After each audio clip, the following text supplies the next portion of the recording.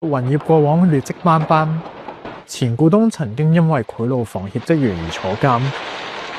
睇返勞工處記錄，由2016年到而家，雲業就至少17次違反工地安全，夾埋罰咗34萬。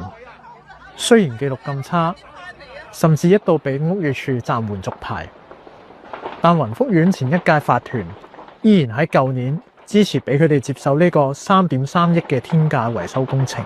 當時擔任法團顧問嘅民建聯黃碧嬌仲出 post 話反對者係妖言惑眾。